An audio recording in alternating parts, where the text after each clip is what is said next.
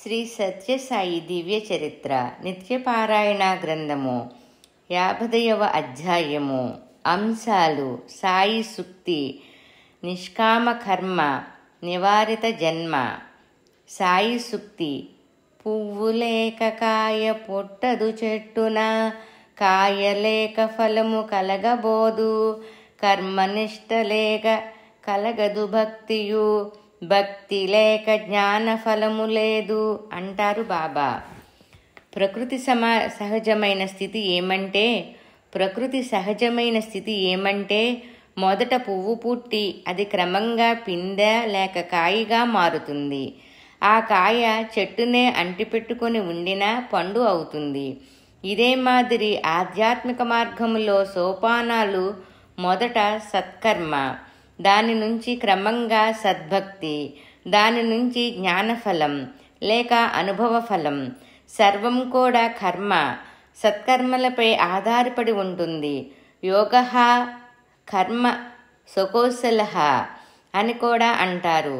కర్మను చక్కగా చేయవలసిన విధంగా చేయగలగడం యోగయే.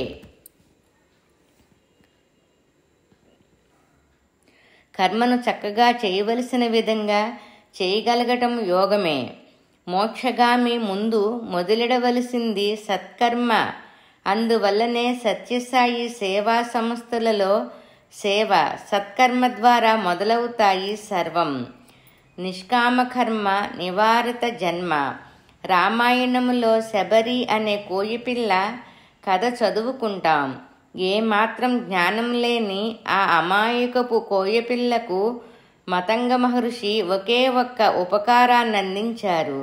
అది అమ్మాయి, సాక్షాత్తు భగవంతుడు రాముల వారి రూపములో ఇక్కడికి రాబోతున్నారు. ఆయన తలుచుకుంటే ఏదైనా చేయగలరు. కాబట్టి ఆయన కోసం కాచుకొని ఇక్కడే ఉండు అని. అప్పటికి రామజన్మ ఇంకా జరగలేదు.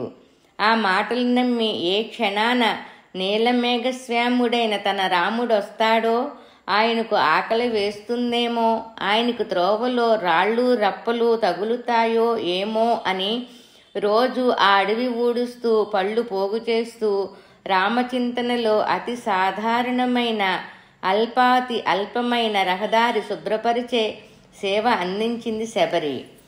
8-9 శతాబ్దాలు గడిచిపోయినవి. గురువు మతంగ మహర్షి కాలం చేశారు. ఆమె ఎదురుచూపులో మార్పు లేదు. రామావతారం రావటం తపోసంపన్నులైన మహర్షులను కాదని తమ దర్శన స్పర్శన సంభాషణలు ఆ శబరిమాతకు అందించి తమలో ఐక్యం చేసుకోవడం నాటి త్రేతాయుగపు లీల.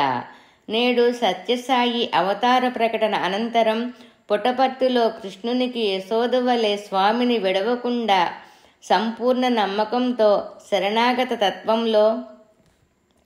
శరణాగత తత్వంతో ప్రతిఫలాపేక్షరహితంగా తన అవకాశాలకు మించి వయసుకు మించిన సేవాకార్యాలు చేస్తూ స్వామి అనుగ్రహం పొంది ఆయనలో ఐక్యమై పోయిన ధన్యజీవి కరణం సుబ్బమ్మ.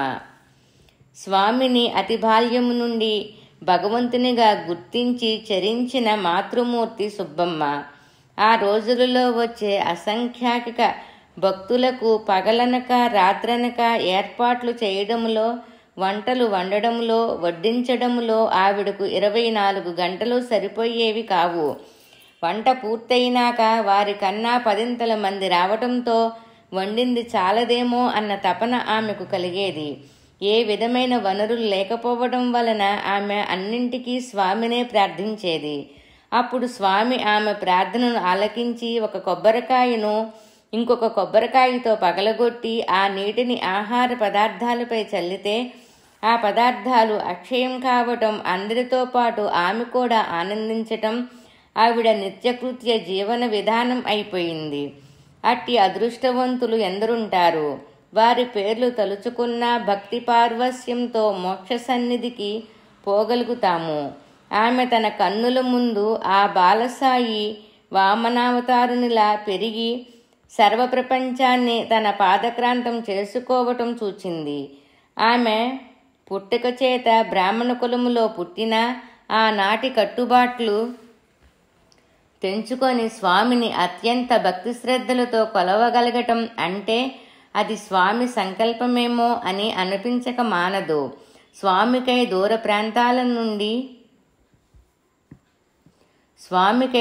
ప్రాంతాలను నుండి రాజులు, మహారాజులు,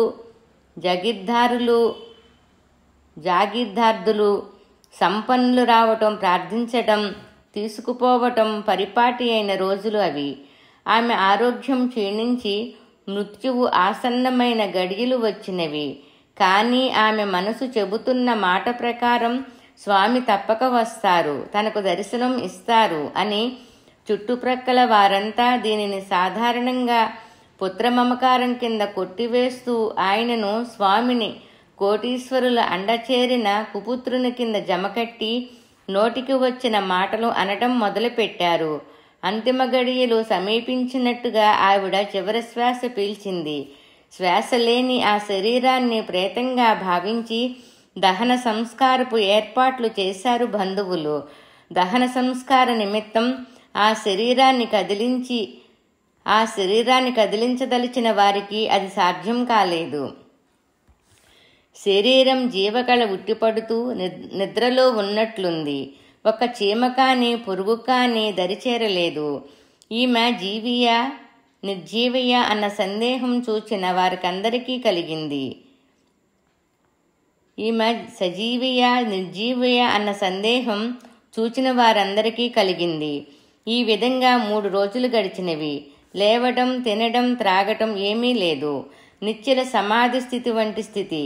పరమాత్మకే తప్ప అన్యులకు తెలియని స్థితి. ఇది ఇలా ఉండగా స్వామి వచ్చారు. వచ్చిన స్వామి ఆవిడ పక్కలో కూర్చొని ప్రేమగా సుబ్బమ్మ అని పిలిచారు. ఆ పిలుపు ఎట్లా వినబడిందో, ఆ జీవి ఏ లోకంలో విహరిస్తూ వచ్చిందో తెలియదు. మెల్లగా కళ్ళు విప్పింది సుబ్బమ్మ. 2 దశాబ్దాల పైన ఏర్పరుచుకున్న అనుబంధం. స్వామి చెయ్యి గట్టిగా పట్టుకుంది. స్వామి అంతకన్నా ప్రేమగా తమ చేతి వ్రేళ్లను ఆవిడ పెదముల దగ్గరకు తీసుకుని పోయారు. అందరూ ఆశ్చర్యంతో కళ్ళు పెద్దవిగా చేసుకొని చూస్తున్నారు. ఆ వ్రేళ్ల నుండి ప్రవహించింది ఆకాశగంగ. ఆవిడకు గుడకపడింది. ఆ అమృత స్రావంతో ఆ అమృతమయిని చేతుల్లో అమృతత్వాన్ని పొందింది.